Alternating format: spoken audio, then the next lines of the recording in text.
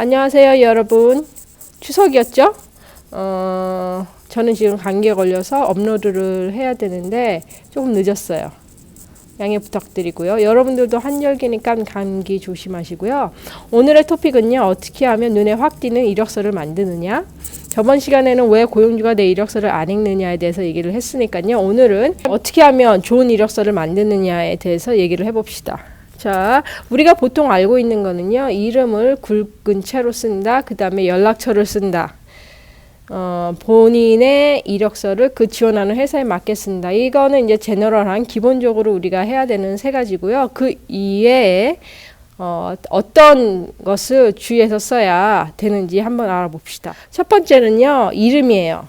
조사에 의하면요, 아시안 이름을 갖고 있는 지원자가 32.6% 인터뷰 기회 아니면 인터뷰에 선택될 확률이 다른 사람, 다른 나라 이름, 서양 이름이죠. 한마디로 보다 낮습니다.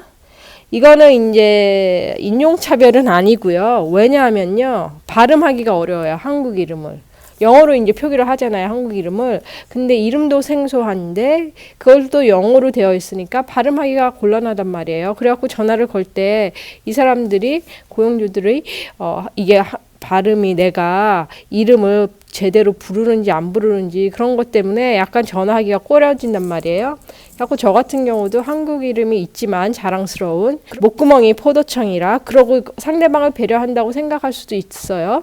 그래서 영어 이름을 가졌는데 만약에 자기가 굳이 한국 이름을 가져야 그러고 쓰고 싶다. 그 다음에 영어 이름으로 바꾸고 싶지 않다. 한국인의 긍지를 가지고 그런 경우에는 방법이 있는데 만약에 이름이 김진서 이렇게 되어 있으면 그걸 다 쓰지 말고 그냥 진, 김 이렇게 쓰면 진 이름하기 편하죠. 그 다음에 김 이름 발음하기 편하죠. 그렇기 때문에 그냥 짧게 그렇게 쓰고 나중에 이제 인터뷰를 하거나 전화를 할 때 자기 풀네임을 이제 소개를 하는 거죠. 그리고 이유를 말하면 되겠죠. 이거는 이제 거짓말을 하는 게 아니기 때문에. 그리고 주의할 게 그렇다고 거짓말로 자기 이름을 쓰면은 안 돼요. 예를 들어서 그래 나는 그러면은 영어 이름을 그냥 그 다음에 성 같은 경우에도 만약에 중동적이나 이런 경우에는 채택이 되지 않는 경우가 좀 많거든요. 어쩔 수 없는 현실이에요. 물론 이제 캐나다가 인종차별이 없지만 그래도 조금은 작용을 한단 말이에요. 그래서 중동적 성이나 이런 경우에는 조금 채택이 덜 된대요. 그래서 어떤 사람이 이제 중동 사람이 이제 바꾼 거지 이름을 존 스미스 이런 식으로. 근데 이제 인터뷰를 봤는데 거짓말인 게 탄로가 난 거예요. 그래서 이 사람은 신뢰성이 부족하다 해갖고 당연히 떨어졌죠.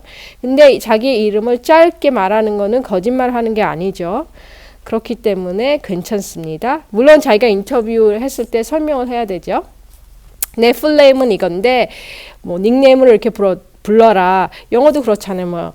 예를 들어서 크리스토퍼 이런 건 크리스토퍼 이렇게 다 부르지 않잖아요. 짧게 크리스 이렇게 부르잖아요. 그러니까 그런 건 괜찮습니다. 두 번째는요, 연락처예요. 이제 연락처 같은 경우에는 만약에 캐나다에 있으신 분은 캐나다에 있는 연락처를 당연히 쓰니까 문제가 안 되겠지만 한국에서 지원하는 분은 한국 전화번호를 쓴단 말이에요. 그러면 인터내셔널 폰이기 때문에 연락을 안 하겠죠. 그러면은 어떻게 해야 하냐면요, 해결책이 디지털 넘버라고 있어요. 또는 캐나다 버추얼 폰 넘버. 이래서 이 넘버는 보통 이제 비즈니스 하는 사람들이나 그런 사람이 많이 쓰는데요. 이 번호를 가지고 있으면요, 전화나 SNS나 텍스트 메시지나 팩스나 다 가능하고요. 구글을 해보세요. 저도 이제 다른 나라에 유럽에 지원을 했었어요. 그런데 캐나다 넘버를 썼죠. 전화가 안 왔는데 딱 두 군데서 연락이 왔었어요. 근데 그 사람들이 그 나라에 지원한 나라에 올 거냐 언제 오냐 그런데 제가 그냥 조만간 갈 거다 얘기를 하고 확실한 날짜를 안 줬어요. 그랬더니 그다음부터 연락 안 하더라고요. 당연하겠죠. 그 연락 온 것만도 그냥 행운인 거죠. 자, 세 번째는요, 이메일 어드레스인데요. 이메일 어드레스를 요즘 거 쓰세요. 오래된 이메일 어드레스를 쓰면요. 무의식적으로 그 고용주가 그 사람의 지원자의 나이를 그냥 직감할 수 있게 되겠죠. 예를 들어서 핫메일, HOT 메일 있지요. 그거 요즘 잘 안 쓰죠. 아니면은 한국 이메일, 뭐 다음 이런 거. 그러면은 잘 글쎄 연락을 좀 꺼려 해요. 그래갖고 어떤 이메일이 좋냐 하면요. 그 다음에 지메일 많이 쓰니까 지메일 괜찮고요. 요즘 현재 많이 쓰는 이메일 어드레스를 사용해서 쓰세요. 다른 지메일 많이 씁니다. 미국도 그렇고요. 자꾸 또 지메일 주소를 이메일 주소를 쓸 때 뭐 이상한 거 쓰지 말고 프로페셔널하게 쓰려면요. first name, last name 이렇게 써야지 그 보는 사람이 이 사람 좀 그래도 프로페셔널하구나 이렇게 생각을 하지 뭐 이상한 이메일 네임 제가 이메일 하나 있는데 그거는 something love예요. 왜냐면 내가 좋아하는 나라 플러스 love를 썼는데 그거는 제가 학교 다닐 때 어렸을 때 그 나라를 너무 좋아해서 가고 싶어서 만든 거였거든요.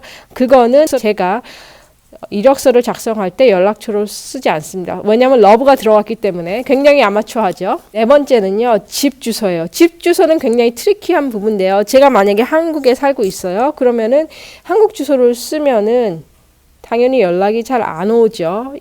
이메일 아까 연락처 있죠? 전화번호 그거랑 비슷해요. 그래서 어떻게 해야 돼요? 이거를 그렇다고 내가 거짓말로 뭐 주소를 만들어 쓸 수도 있는 거 아니고 왜냐하면 신뢰가 중요하다고 그랬잖아요. 거짓말하면 절대 안 되고요. 그래서 전화로 인터뷰를 받게 되면 자기가 최소 랜딩 데이트를 가지고 있으면 그 데이트를 내가 몇 월 며칠 날 캐나다에 도착을 한다라고 이야기를 해야 돼요. 그래갖고 그거를 언제 도착할 것인지 이제 이야기를 하고 그 다음에 명시를 하는 게 좋습니다.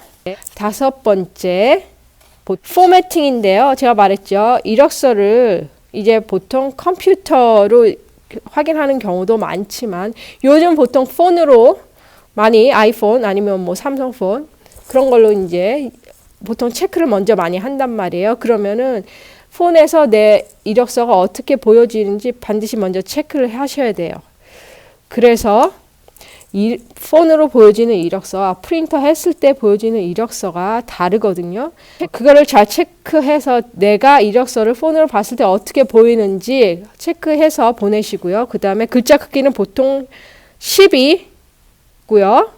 그쵸? 글자 타입은 보통 Times New Roman 그 다음에 검정색으로 많이 씁니다. 규칙을 좀 지켜주시면 좋겠고요. 그 다음에 이력서의 그 첫 페이지의 상단 반 2분의 1 부분이 가장 중요해요. 왜냐하면 그 부분이 이력서를 딱 열었을 때 보여지는 부분이기 때문에 그래서 거기에 어떤 내용이 들어가는지 어떻게 보여지는지 중요합니다. 여섯 번째 봅시다. 그래서 그 자기의 experience를 첫 페이지에 씁니다. 왜냐하면 experience가 가장 중요하기 때문에. 그래서 경력은 이제 세 부분으로 나눠서 쓰는데요. 첫 번째는요, 간격 중요하고요. 두 번째는 현재 일하고 있는 사람을 선호하고요. 세 번째는 이제 일하는 직장, 일했던 직장 그런데요. 자, 첫 번째 간격 아까 얘기했죠. 간격은요. 무슨 말이냐 하면 gap, 글자 사이의 간격을 말하는 게 아니라 자기가 만약에 일을 했던 쉰 그 부분이 있잖아요. 내가 뭐 예를 들어서 6개월 무직으로 있었다. 그러면은 그 빈 공간을 그냥 무직이었으니까는 아무것도 쓰지 않게 되잖아요. 예를 들어서 2019년 1월부터 2019년 3월까지 일했고 그 다음에 경력이 2019년 9월이다. 그러면은 그 빈 공간 아무것도 채워져 있지 않잖아요. 그러면 어떻게 해야 되냐 하면요. 발런티어를 해서 자기가 그 빈 공간 무직이었던 것을 메우던지 해서 뭔가 했다는 걸 보여줘야 돼요. 그렇지 않으면 이 사람 6개월 동안 뭐 했지? 물어본단 말이에요. 당연히. 그러고 이력서에 그 공간 무직이었던 상태가 그냥 보여지면은 조금 안 좋게 생각을 할 수가 있어요. 고용주가. 그래서 그 외 기타 경험에 발런티어나 이런 걸 썼을 때 그 빈 공간, 무직이었던 그 부분이 메꿔지면은 사람이 이제 이해를 하겠죠. 무직이었을 때 아니면 어떠한 사유로 이 사람이 그 일정한 기간 동안에 일을 못했구나, 안 했구나. 하지만 그 동안에 이 사람이 뭐 발런티어를 했다든지 뭔가를 했구나. 라고 보여지기 때문에 좋습니다.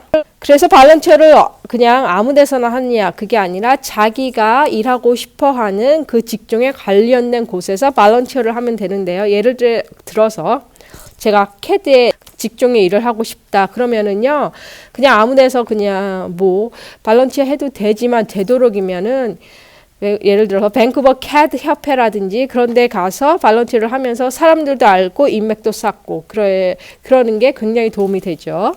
네, 아까 말했죠. 현재 일하고 있는 사람을 선호한다고요. 이제 이직을 하는 사람이죠. 그래서 그다음에 세 번째 일했던 직장은요. 큰 회사에 일했던 그 경력이 도움이 되겠죠. 당연히. 근데 자기가 과거를 바꿀 수 없어요. 만약에 자기가 소기업에서 일했다면은 소기업에서 일한 거, 중소기업에서 일한 거를 쓰셔야 하는데요. 7번째는요. education인데요. education은 이제 두 번째 페이지에 쓰는 게 좋죠. 만약에 두 번째 페이지까지 넘어간다. 근데 만약에 자기의 이력서가 그냥 한 장에 그냥 다 들어간다. 그러면은 경력수고 그 다음에 자기 이제 education 그거를 쓰는데요. 백그라운드를. 간단하게 쓰세요. 예를 들어서 디그리를 쓰죠. 배출러면 배출러, 서티피케이션은 서티피케이트. 그 다음에 전공, 그 다음에 학교명 이렇게 씁니다. 끝. 그 다음에 8번째 전반적인 내용이 이제 중요한데요. 전반적인 내용에는요. 핵심 단어, 키워드가 들어가야 되죠. 키워드는 뭐냐? 자기 전문 분야. 예를 들면 IT면 IT. 그 다음에 IT 쪽이라면 IT에서 자기가 뭐 자바 디벨로퍼인지 아니면 웹 디벨로퍼인지 등등. 만약에 education assistant 특수교사라면 자기의 그 키워드 자기가 수화를 할 수 있으면 수화를 할 수 있다. 그런 거 중요하고 왜냐하면 수화를 할 수 있는 그 스킬이 education assistant에는 많이 도움이 되거든요. 9번째는 job title 직책인데요. 자기 이력서에 있는 job title과 구인 공고에 나와 있는 그 job title이 다른 거예요.